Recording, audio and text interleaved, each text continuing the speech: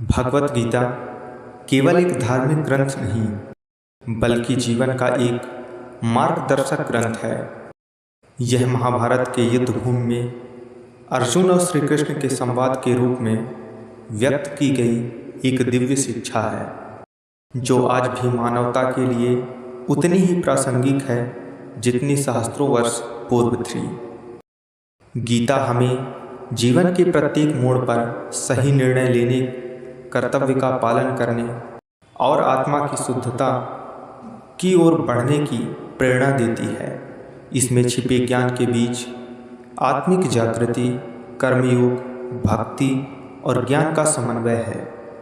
इस अध्याय में हमने युद्ध की शुरुआत से वर्णन किया है, तो चलिए शुरू करते हैं। धर्म क्षेत्रे कुरुक्षेत्रे समावेता युयुत्सवा मामकाः पांडवश्च किम कुर्वन्त संजय। यह श्लोक महाभारत के युद्ध के आरंभ में धृतराष्ट्र द्वारा संजय से पूछा गया प्रश्न है। धृतराष्ट्र, जो कि कुरुवंश के राजा और कौरवों के पिता थे, उन्होंने संजय से पूछा कि कुरुक्षेत्र में एकत्र हुए उनके पुत्र और पांडवों ने क्या किया। यहाँ धृतराष्ट्र धर्म क्षेत्रे और कुरुक्षेत्री शब्दों का प्रयोग कर रहे हैं, जो कि युद्ध के मैदान का वर्णन करते हैं। धर्म क्षेत्रे का अर्थ है धर्म का क्षेत्र, जो यह संकेत करता है कि यह युद्ध केवल सत्ता के लिए नहीं बल्कि धर्म और अधर्म के बीच की लड़ाई भी है। कुरुक्षेत्रे का अर्थ है कुरुओं का क्षेत्र, अर्थात कौरवों का क्षेत्र। धृतराष्ट्र की चिंता यह थी कि उनके पुत्र युद्ध में पांडवों के साथ क्या करेंगे, और उन्हें इस बात की उत्सुकता थी कि धर्म और अधर्म के इस युद्ध में उनके पुत्र कैसे व्यवहार करेंगे। संजय, जो कि दिव्य दृष्टि से संपन्न थे, धृतराष्ट्र को महाभारत युद्ध के घटनाक्रम का वर्णन करते हैं। इस श्लोक के माध्यम से गीता का प्रारंभ होता है, जिससे धर्म और अधर्म, न्याय और अन्याय के बीच संघर्ष की गूंज सुनाई देती है। दृष्टवा तु पांडवानीकम व्यूढ़म दुर्योधनस्तदा आचार्य मुख संगमय राजा वचनम ब्रवीतम।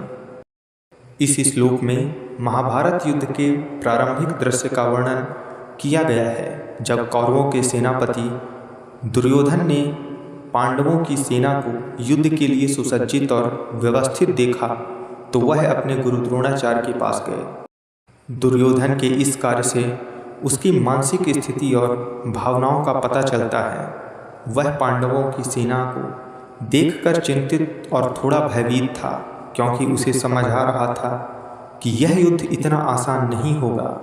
उसे पांडवों की ताकत का आभास हो गया था और इसलिए वह अपने गुरुओं के पास जाकर उन्हें सूचित करना चाहता था।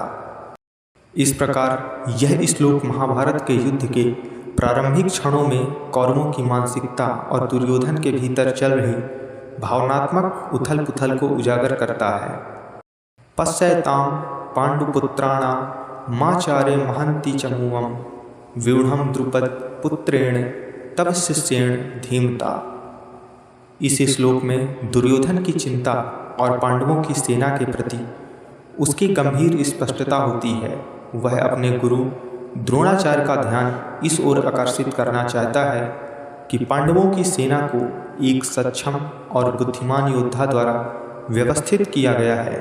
यहाँ द्रुपद पुत्र धृष्टद्युम्न का उल्लेख महत्वपूर्ण है, क्योंकि वह द्रोणाचार्य का शिष्य होने के बावजूद पांडवों की ओर से युद्ध में भाग ले रहा है।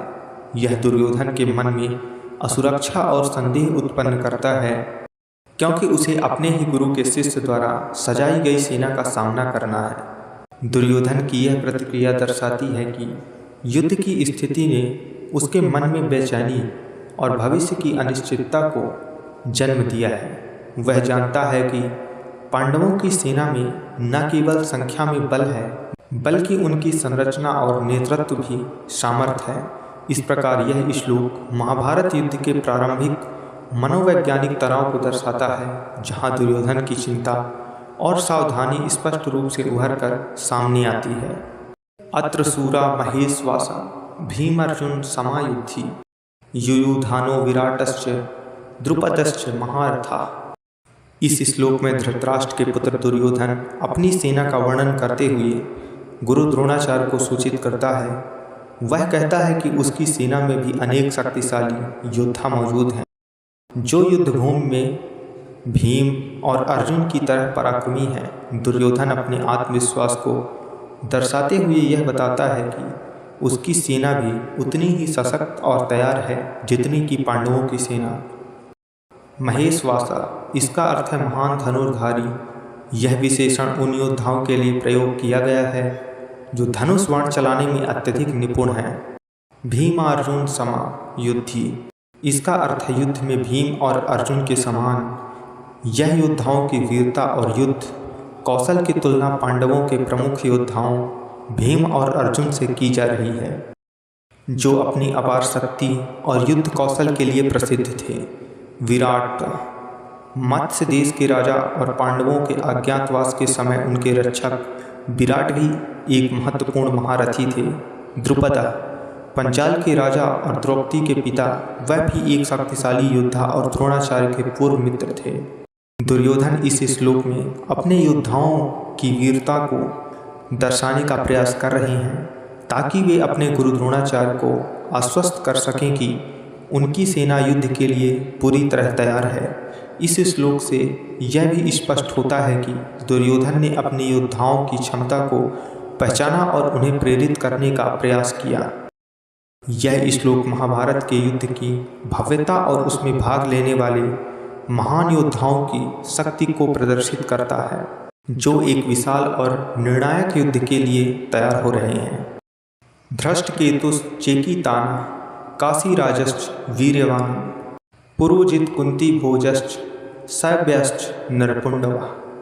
इस श्लोक में संजय धृतराष्ट्र को महाभारत के युद्ध के मैदान का दृश्य दिखा रहे हैं, जिसमें वे विभिन्न योद्धाओं का वर्णन कर रहे हैं जो पांडवों की ओर से लड़ने के लिए एकत्रित हुए हैं।